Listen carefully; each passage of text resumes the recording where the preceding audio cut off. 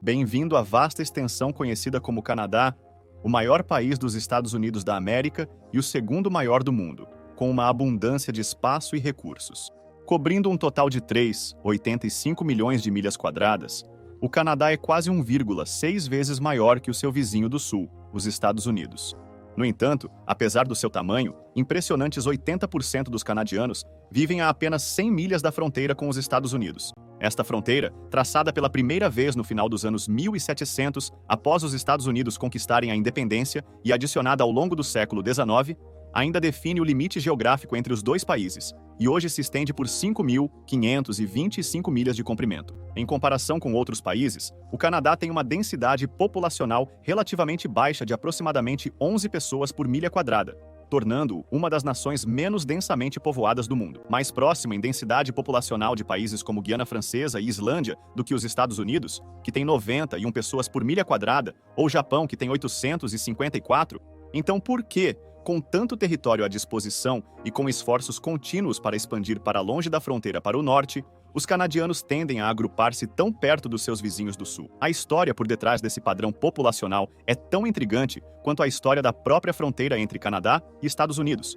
com as suas raízes remontando aos primeiros colonos e tomando várias reviravoltas ao longo do caminho. Estados Unidos da América e Canadá, as maiores nações dos Estados Unidos da América, têm uma história conjunta complexa. Ambos os países foram formados no Novo Mundo por colonos do Reino Unido, França e Espanha. Eles partilhavam uma terra, religião e cultura comum, predominantemente protestante e baseada na tradição da lei comum. A divergência mais significativa ocorreu quando a região sul conquistou a independência, tornando-se os Estados Unidos da América. O Canadá britânico manteve lealdade ao Reino Unido, formando uma fronteira única. Essa fronteira, uma linha de facto em mapas futuros, assemelhava-se às traçadas entre Índia e Paquistão após a independência indiana, em 1947, e a Irlanda do Norte e o Estado Livre Irlandês, depois República da Irlanda, em 1937, após a Guerra de Independência Irlandesa de 1921. Como em outros exemplos, muitos discordavam dessa nova fronteira. Tribos como a Blackfoot, presentes nos Estados Unidos e Canadá, possuem clãs em ambos países. Eles se reconhecem como uma única nação, com a nação Blackfoot, por exemplo, composta por cerca de 16 mil membros, 7 mil nos Estados Unidos e 9 mil no Canadá. As tribos da primeira nação do Canadá, com uma população total superior a 7 milhões de pessoas e representando mais de 600 diferentes nações, mantêm laços históricos e culturais com os Estados Unidos. Colonizadores europeus, principalmente da França e do Reino Unido, vieram ao Canadá nos séculos 17 e 18, atraídos pelo comércio de peles e pesca. Até ao século 18, a pele de castor, sendo a mais procurada, tornou-se a principal exportação do Canadá. Como nos Estados Unidos da América, a maioria dos colonizadores europeus no Canadá concentraram-se inicialmente no Nordeste, próximo a oceanos ou rios com acesso marítimo. Isto facilitou a volta para a Europa e impulsionou a indústria pesqueira. Os colonizadores encontraram na região dos Grandes Lagos, que engloba os Estados Unidos da América e Canadá, excelentes condições para a agricultura. A fronteira original foi planeada para distribuir de forma justa o acesso ao lago e ao oceano. Consequentemente, a área mais densamente povoada do Canadá estendia-se dos Grandes Lagos ao longo do Rio São Lourenço até o Oceano Atlântico. Esta região inclui as cidades de Quebec, Montreal e Toronto, que formam uma linha relativamente reta ao longo da península, que se estende até a área dos Grandes Lagos. Esta posição coloca os tradicionais centros econômicos e populacionais do Canadá em proximidade próxima aos estados de Nova York, Pensilvânia, Vermont e Michigan. A partir de 2021, aproximadamente 61% da população do Canadá residia nessas áreas. A primeira tentativa de pacificação entre os rivais de longa data, com o Canadá ainda parte do Reino Unido, foi o Tratado de Paris em 1783, criado durante o rescaldo da Revolução Americana. Parte do tratado focava nos recursos da nova nação. Ambos os lados concordaram que a fronteira seria traçada no norte, estendendo-se da Nova Escócia ao rio Connecticut. No entanto, o conhecimento do que exatamente isso significaria estava limitado à compreensão incompleta da geografia do Novo Mundo. Por exemplo, não fazia muito tempo que a Califórnia era representada como uma ilha nos mapas. Um erro que não seria percebido até 1747, a fronteira em comum que acabou por ser estabelecida não era prevista no momento do acordo inicial. O primeiro grande conflito de fronteira estourou em 1812, quando James Madison teve a ideia de anexar o Canadá britânico e transformar o território em mais um estado da expansão rápida dos Estados Unidos da América, supondo que ele seria capaz de assumir o território sem muitos problemas. As reduzidas forças britânicas e aliados nativos mostraram-se mais resistentes do que previsto, terminando a guerra em impasse, sem ganhos territoriais para nenhum dos lados. Mas não antes dos britânicos revirarem e realmente incendiarem a primeira encarnação da Casa Branca antes de partir. A paz de 1814 resultou no Tratado de Ghent, que redefiniu fronteiras e assegurou que ambos os lados permanecessem nas suas terras. O Pacto Rush-Bagot, de 1817, reforçou ainda mais essa fronteira. Então isso tratou da fronteira ao redor dos Grandes Lagos. Mas e a enorme parte reta da fronteira? O que provavelmente imagina sobre a fronteira Estados Unidos da América-Canadá, isso veio da expansão oeste.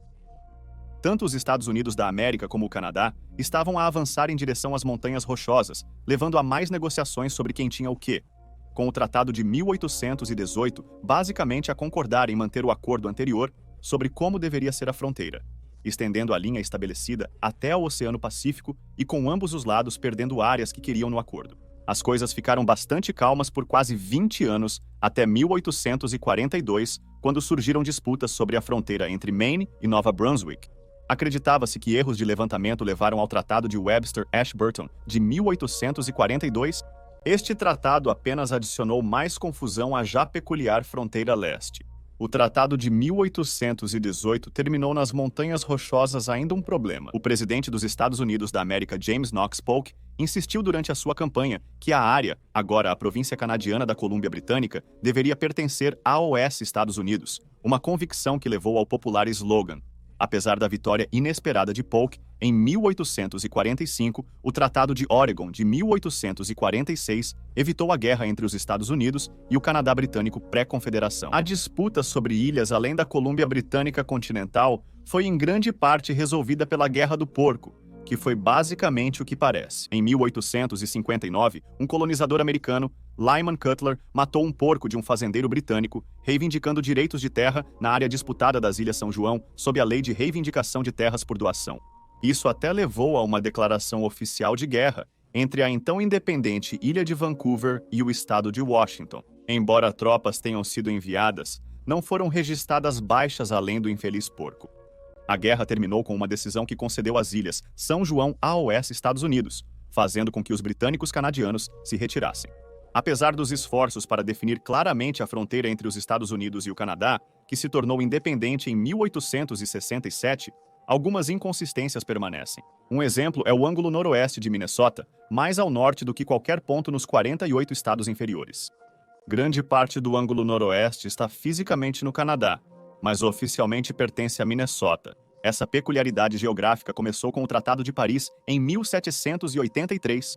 O acordo inicial entre os Estados Unidos e o Reino Unido traçou a fronteira entre vários pontos estabelecidos, especificamente do Oceano Atlântico ao rio Mississippi e depois a oeste do Lago Superior, à extremidade norte no Lago dos Bosques, uma rota que colocou a maioria do ângulo dentro da província canadense de Manitoba. A demarcação, embora intencional, foi baseada pelo menos em parte num mal-entendido histórico da região, que surgiu do explorador João Mitchell, retratando o Lago dos Bosques como sendo basicamente em forma de ovo, o que, como sabemos hoje, não é o caso. Hoje, a única indicação da anomalia da fronteira é uma placa de trânsito informando AOS motoristas que eles estão a entrar nos Estados Unidos. Uma característica crítica do lado canadiano da fronteira, intencionalmente preservada pelo Tratado de Paris, é o Rio São Lourenço, lar de alguns dos primeiros assentamentos não costeiros do Canadá. Ele abriga duas das maiores e mais ricas cidades do Canadá, Toronto e Montreal. Antes dos carros ou comboios, o acesso ao mar era crucial para algum comércio e conexões com a Europa. Ao contrário dos Estados Unidos, onde os comboios levaram à disseminação de grandes cidades por todo o país, o comércio canadiano e a maior parte da sua população permaneceram em centros tradicionais como Toronto, que já tinha uma população de 20 mil pessoas em 1890. Uma necessidade crescente de envio levou a melhorias na via navegável de São Lourenço. começando com a introdução de eclusas que permitiam a passagem fácil de embarcações de até 186 pés de comprimento da cidade para o mar e além da Europa. Um benefício adicional da localização, após as primeiras negociações de fronteira e comércio serem resolvidas com o Tratado Rush-Bagot de 1817, foi que o Canadá encontrou um parceiro comercial proativo e amigável nos estados vizinhos, especialmente Nova York, Pensilvânia e Michigan. Isso levou à construção do Canal Erie em 1821, que tem 363 milhas de comprimento, e levou 8 anos para ser concluído. O canal serviu principalmente para transportar materiais de Hamilton, Ontário, perto de Toronto, conhecida historicamente como Cidade do Aço.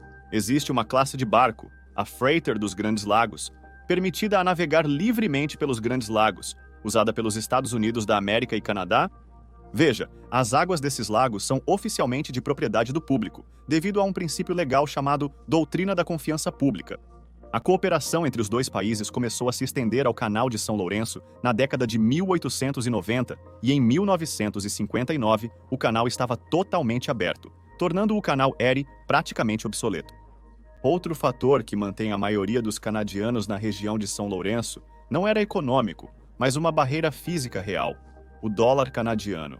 Este é o nome para uma parte exposta do cráton da América do Norte, parte da crosta continental que vai do México até ao Canadá e chega à Groenlândia. É uma paisagem formidável composta principalmente por rochas, com mais de 2,7 bilhões de anos de história geológica, que cobre aproximadamente 4 milhões de milhas quadradas, tornando-a numa das maiores regiões geológicas do mundo. Mas isso também a torna completamente inadequada para construção ou agricultura. Portanto, não é um lugar ideal para construir uma cidade. Embora parte do dólar canadiano se estenda até AOS, Estados Unidos, é no noroeste de Ontário, Canadá, que se sente o impacto mais significativo.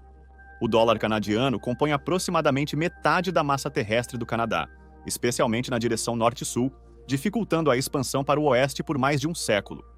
Apenas as províncias marítimas Nova Finlândia, Ilha do Príncipe Eduardo, Nova Escócia e Nova Brunswick, a porção sudoeste de Manitoba, as extremidades sul de Saskatchewan e Alberta e todo o território da Colômbia Britânica e Canadá ficam fora da parte principal do dólar canadiano, o que torna qualquer viagem de leste a oeste muito irregular. Desde os anos 1760, alguns indivíduos ousados, na sua maioria comerciantes franceses autônomos, chamados voyageurs, partiram para o oeste, estabelecendo lugares como Portage-la-Prairie, que em francês significa basicamente: temos que carregar a canoa até onde? O assentamento além do dólar canadiano não era uma prioridade. No entanto, à medida que ondas de imigrantes chegavam à América do Norte, particularmente da Irlanda, durante a devastadora fome de batatas que durou de 1845 a 1849 e resultou na morte de quase 1 milhão de pessoas e na imigração de outro milhão, a situação mudou. Cidades como Nova York e Boston experienciaram aumentos semelhantes de imigrantes irlandeses, e as outrora abundantes terras férteis de Quebec e Ontário tornaram-se escassas. Reconhecendo a necessidade de expansão econômica para a nova nação estabelecida pela Lei da América do Norte Britânica de 1867, o governo do Canadá focou no oeste, além do dólar canadense. Pioneiros explorando o dólar canadiano atingiram a grande região de pradaria do Canadá. Um desses grupos, os colonos de Selkirk, apropriadamente nomeados devido a virem de Selkirk, Reino Unido, chegaram até a região do Rio Vermelho, no selvagem território da Terra de Rupert, em 1812. Apesar de se dedicarem à agricultura, os colonos priorizavam a caça, armadilhas e o próspero comércio de peles nos muitos lagos da região. Isso frustrou as expectativas do Lord Selkirk de que os colonos serviriam como base de suprimentos para a rígida Companhia da Baía de Hudson, disposta a usar violência para proteger o seu território. A empresa permitiu assentamentos na terra de Rupert nas décadas até 1860, além de colonos audaciosos e funcionários da Companhia da Baía de Hudson. A expansão ocidental do Canadá teve pouca imigração e desenvolvimento. Em 1867, John A., o primeiro-ministro do Canadá, MacDonald, reuniu-se com o seu ministro da Defesa, Georges Etienne Cartier, e o senador Georges Marron para discutir estratégia ocidental. O Tratado de Paris de 1783 permitiu a expansão para o oeste sem interferir nos americanos, e a prioridade era expandir o assentamento do Rio Vermelho após o desafiador dólar canadiano. A área do Rio Vermelho já infame por sua ilegalidade na violenta Guerra do Pemmican entre a Companhia do Noroeste e a mais dominante Companhia da Baía de Hudson, representava um desafio para a expansão.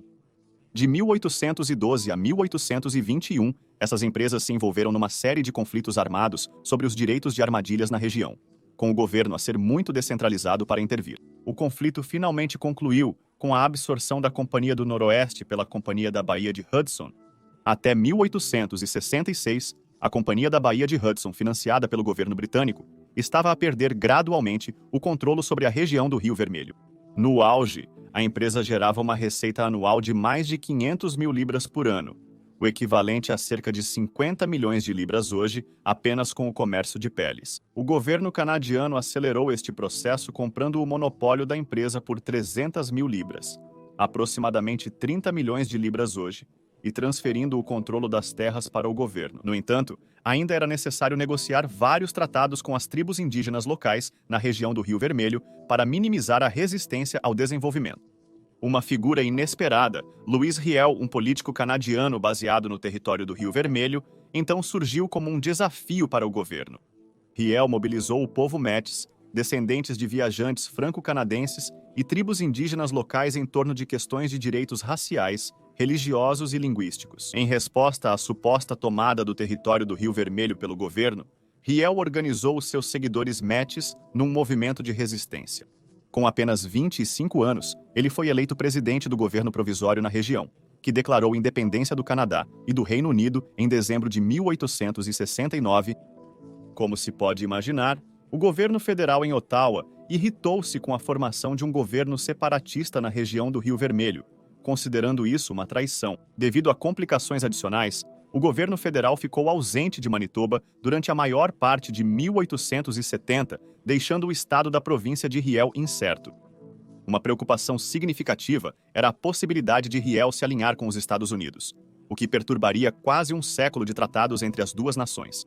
Além disso, a região do Rio Vermelho constituía a terra mais fértil disponível a oeste de Ontário dentro das fronteiras do Canadá. Cumprir as exigências de Riel criaria um estado autônomo no Canadá, ameaçando o crescimento econômico almejado. Enquanto isso, Riel estava a ter os seus próprios problemas, pois o seu povo Métis era apenas uma fação na região do Rio Vermelho. Indivíduos nascidos no país, de origem europeia e indígena, eram maioritariamente ingleses e protestantes. Entrando frequentemente em conflito com os Métis, Riel lidou com o problema trazendo-os para o grupo, expandindo o governo para incluir um grande número de representantes nascidos no país. No entanto, Riel tinha as mãos cheias com uma fação de canadianos de Ontário, liderada pelo Dr. João Schultz, que se beneficiaria do investimento de Ottawa. Confrontos entre as forças de Riel e esses canadianos culminaram na Guerra das Planícies, que levou à prisão de vários leais de Ottawa e Thomas Scott. Um imigrante recente do norte da Irlanda, Scott era um infame Orangeman. Protestantes anticatólicos nomeados após William de Orange, com um ódio marcado por católicos. Enquanto outros foram libertos, Scott foi executado sem julgamento. As negociações estavam a ir bem com Ottawa, ambos os lados esperançosos de que a guerra seria evitada. Mas a execução de Scott provocou um chamamento para vingança em Ontário, que era predominantemente britânico e protestante. Toronto tendo seus próprios membros de Orangemen e apoiantes. Para evitar exacerbar as tensões entre Ontário e Quebec, o primeiro-ministro MacDonald optou pela diplomacia, enviando uma delegação para o Rio Vermelho para negociações.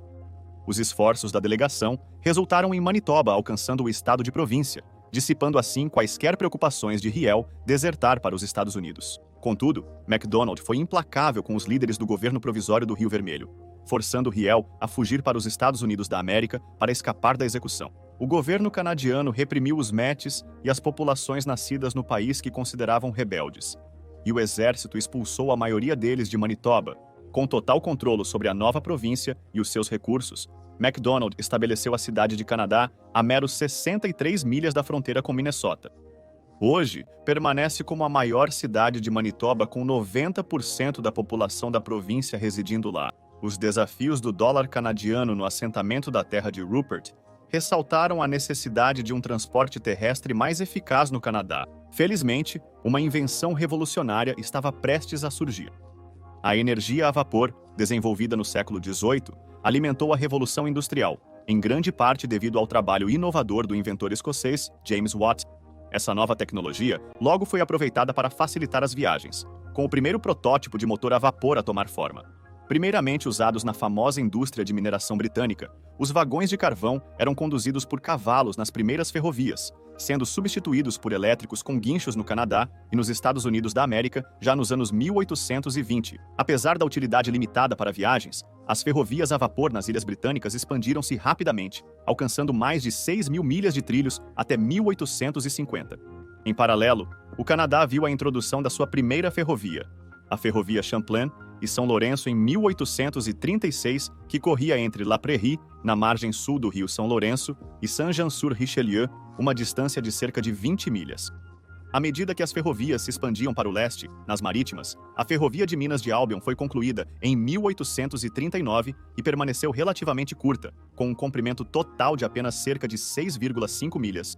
A concessão da Ferrovia São Lourenço e Atlântico na década de 1840 marcou a primeira tentativa de criar uma ferrovia de longo alcance para passageiros. Este esforço cooperativo, beneficiando tanto o Canadá como os Estados Unidos, ganhou apoio de defensores em Portland, Maine e Quebec, Canadá, incluindo John A. Poor e Alexandre Tillac-Galt. O objetivo principal da ferrovia era fornecer acesso regular ao Oceano Atlântico para Quebec e estabelecer uma conexão entre Portland e o interior do Maine. Com a influência de Galt no parlamento canadense, a Lei de Garantia foi aprovada em 1849, fornecendo financiamento governamental para projetos ferroviários propostos com mais de 75 milhas. Portanto, a ferrovia de 267 milhas foi financiada e finalizada em 1853. Por volta da mesma época, o político e empresário canadiano Alec MacNab obteve apoio de investidores para construir a Grande Ferrovia Ocidental, conectando Windsor a Cataratas do Niágara, Ontário. Windsor está a 3,2 km de Detroit e Cataratas do Niágara a 4,8 km de Niágara, Nova York. A fronteira aberta da época facilitou o uso da Grande Ferrovia Ocidental por interesses americanos. A chegada de comboios a vapor melhorou as viagens por Manitoba e Terra de Rupert após a solução do problema do governo provisório. Em 1875, foi construída uma ferrovia de aproximadamente 62 milhas que ia de Emerson a São Bonifácio, um reduto francês nos arredores do Canadá. Esta ferrovia também conectou São Bonifácio a São Vicente, Minnesota, estabelecendo uma rota totalmente ferroviária do porto mais populoso de Manitoba ao estado. Uma vez concluída, a linha ferroviária tornou-se o principal meio de transporte de Ontário para as pradarias para os colonos anglo-canadianos. Infelizmente para MacDonald, muitos imigrantes estabeleceram-se nos Estados Unidos, pois havia acesso insuficiente em todo o Canadá, mesmo com o comboio. O governo de MacDonald encontrou menos dificuldades com os nômadas Plains Cree do que com os Métis e as populações nascidas no país em Manitoba, à medida que se expandiam para as planícies ricas em grãos de Saskatchewan. A Companhia da Baía de Hudson não reivindicava a terra, facilitando para Ottawa. Os principais desafios na região eram a falta de interesse no transporte. Apesar da expansão ferroviária, com conexões desde Minneapolis até Moose Jaw, Saskatchewan, beneficiando empresas americanas de grãos com pradarias canadianos, o interesse de canadianos e britânicos nas terras secas a oeste de Manitoba permaneceu contido. Até a década de 1870, grande parte das planícies ocidentais estava simplesmente muito longe dos centros comerciais, e o primeiro assentamento bem-sucedido e generalizado das terras secas de Saskatchewan originou-se do leste europeu, já que o governo buscava ativamente trabalhadores agrícolas resistentes do Império Russo, acostumados a condições secas e severas, para cultivar a terra canadiana em grande parte não utilizada. Lançada em 1896, essa campanha resultou num aumento de colonos, a maioria dos quais era do que é hoje a Ucrânia atual. Chegando nas outrora vazias terras secas de Saskatchewan, apesar de enfrentar inicialmente uma barreira linguística, os ucraniano-canadianos integraram-se relativamente rápido à sociedade canadiana. Até 1911 membros da comunidade já haviam sido eleitos para cargos públicos municipais e provinciais. Em 1938, os ucranianos eram 2,2% da população do Canadá, morando principalmente nas pradarias em Saskatchewan. Embora Manitoba e Saskatchewan enfrentassem desafios para reivindicar e desenvolver terras, a província de Alberta provou ser relativamente mais fácil de reivindicar e utilizar. Em 1888, MacDonald criou o plano Gilded Grazing Leases para incentivar a pecuária nas pradarias. As terras secas, ricas em gramíneas e grãos naturais, eram ideais para a pecuária. Esses arrendamentos concediam até 100 mil acres de terra por um período de até 21 anos. Com a expansão da indústria bovina, especialmente em Calgary, Alberta, os arrendamentos passaram a incluir direitos de colonização em 1892. Com o investimento americano na lucrativa indústria de carne bovina de Alberta, o serviço de comboio expandiu-se para o oeste e sul, ligando Alberta a oeste mercados americanos. Focadas na produção de grãos e carne bovina, as cidades emergentes de Regina, em Saskatchewan, e Calgary, em Alberta, principais centros populacionais das suas províncias, situam-se perto da fronteira americana. Largamente isolada ao longo da sua história, a enigmática terra a oeste das Montanhas Rochosas, que se tornaria a Colômbia Britânica, foi habitada por numerosas tribos das Primeiras Nações por milhares de anos. O contato inicial com estrangeiros ocorreu principalmente nas ilhas e costas ocidentais, mais acessíveis através do noroeste dos Estados Unidos do que do Canadá. Após a contenda com James Polk sobre o território da latitude 5.440, os primeiros assentamentos não indígenas emergiram em Vancouver em 1862. O porto acessível proporcionou conexões diretas com a Ásia e o noroeste dos Estados Unidos. Uma próspera indústria de madeira começou em 1863, impulsionada em parte pelo madeireiro americano Sewell Moody do Maine. Em 1870, com a maior parte da área sob controle canadiano, topógrafos foram enviados para os crescentes assentamentos madeireiros. Isso levou à criação do primeiro local oficial da cidade de Granville, nomeado em homenagem ao Sr. Granville. No entanto, a área era mais comumente conhecida como Gastown, em homenagem a João Gacy Jack Dayton, o proprietário do único salão legal da área. Porém, antes, Gacy não tinha o mesmo significado de hoje. Em vez disso, a frase era um termo de gíria para um falador entusiasmado. Uma vantagem significativa do local da cidade era sua localização perto da costa do Pacífico, apresentando um porto natural e o rio Fraser que seguia do norte para o Oceano Pacífico. A Ferrovia Canadiana do Pacífico, República Popular da China, selecionou este posto como a sua paragem mais ocidental, ligando Vancouver a cidades como Toronto. O presidente da República Popular da China, William Van Horn, recomendou o nome Vancouver, após o explorador inglês George Vancouver incorporar oficialmente a cidade na primavera de 1886. A influência de Van Horn foi vital. A sua promessa de levar a ferrovia de Toronto, além das pradarias e montanhas rochosas até a Colômbia Britânica, foi essencial para a adesão da região ao Canadá como província em 1871. A proximidade de Vancouver à fronteira dos Estados Unidos da América em Blaine, Washington, somada ao seu porto natural que permite acesso direto à Ásia pelo Pacífico, favoreceu o seu rápido crescimento. Rapidamente se tornou no terceiro principal centro comercial e populacional do Canadá, juntando-se a Toronto e Montreal como uma das poucas cidades canadianas amplamente conhecidas pelos americanos. A ilha de Vancouver, nomeada em homenagem a George Vancouver, teve uma história complexa. A maioria da maior ilha do Golfo encontra-se no Canadá, perto de Vancouver. A ponta mais ao sul, incluindo a cidade de Vitória, foi disputada durante a campanha 5440 ou Fight de Polk. Sir James Douglas, o primeiro governador da Colômbia Britânica, declarou a ilha uma colônia da coroa em 1849. Isso significava que o governo britânico era obrigado a defender a colônia, tornando Polk mais disposto a negociar. A ilha de Vancouver integrou-se na Colômbia Britânica em 1866. Um ano antes da independência do Canadá e 6 anos antes da província ser estabelecida, a paisagem rochosa e infértil do dólar canadiana e os desafios no transporte, com o clima frio, foram fatores significativos na proximidade dos centros populacionais canadianos à fronteira dos Estados Unidos da América. Mas e a outra fronteira do Canadá com os Estados Unidos? A frequentemente esquecida. Pode surpreender que a grande parte da população do norte do Canadá ainda reside próximo à fronteira dos Estados Unidos da América. Como pode perguntar? Tudo graças ao presidente Dwight D. Eisenhower. Eisenhower foi um apoiador de longa data do estado para o Alasca, o antigo território russo que havia sido uma possessão oficial dos Estados Unidos desde 1867. As suas maiores preocupações sobre o estado do Alasca eram a segurança nacional e propriedade. A proximidade do Alasca com a região asiática da União Soviética durante a Guerra Fria tornou-o um alvo particular para ataques de mísseis. Depois de vários projetos de lei temporários, como o HR 7999, no verão de 1958, o Alasca tornou-se oficialmente o 49º estado no início de 1959. Essa designação criou uma fronteira norte com o Canadá, colocando a cidade de Whitehorse, Canadá, a menos de 100 milhas de Skagway, Alasca. Hoje, Whitehorse, que é a capital do território do Canadá, possui uma população de 25 mil. mais da metade da população total do território.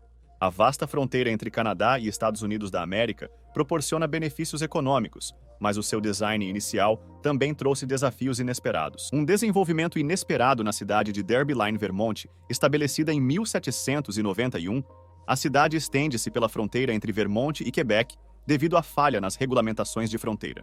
Isso é mais claramente visto na Biblioteca e Ópera Haskell, esta última ostentando um palco que está no Canadá e assentos que estão nos Estados Unidos.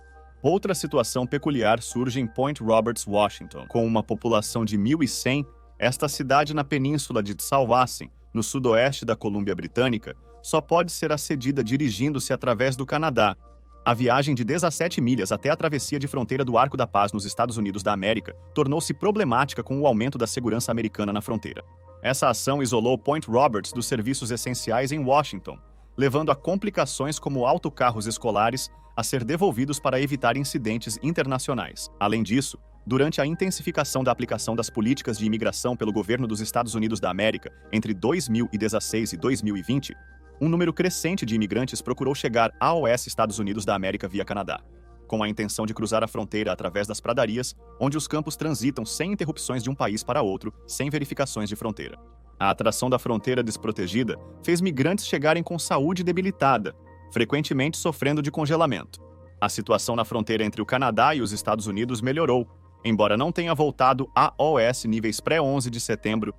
Em estados como Washington, Nova York, Michigan e Vermont, as travessias de fronteira são relativamente fáceis, devido à sua longa história de interesses econômicos comuns com o Canadá. A população nativa do Canadá está a envelhecer, com idade média nacional de 41 anos e baixa taxa de natalidade, comparada à média de 38 anos nos Estados Unidos da América em 2020. Essa tendência demográfica resultou numa superconcentração da população nas grandes cidades, levando a uma crise habitacional devido à alta procura. À medida que mais jovens buscam oportunidades nos polos econômicos de ambas as costas, a nação luta com desafios para lidar com a sua distribuição populacional desigual, que só está a piorar cada vez mais. Para lidar com o problema do declínio populacional, o governo está ativamente tentando atrair novos imigrantes para as regiões do norte, oferecendo fortes incentivos, como o Adicional do Norte, adicionado ao salário na maioria dos empregos. Isso levou a melhores instalações e soluções inovadoras de envio para levar suprimentos às comunidades do norte. Por isso, para resumir tudo, a população do Canadá está concentrada principalmente em cidades próximas às fronteiras sul e norte com os Estados Unidos, devido a uma série de fatores que incluem clima, agricultura, oportunidades de envio e, claro, a sua longa história partilhada. O acesso mais fácil aos oceanos Atlântico e Pacífico e as terras agrícolas mais férteis de várias formas estão todos disponíveis a menos de 100 milhas das fronteiras americanas, uma situação que levou os Estados Unidos e o Canadá a terem um longo e cooperativo relacionamento econômico que não mostra sinais de desaparecer.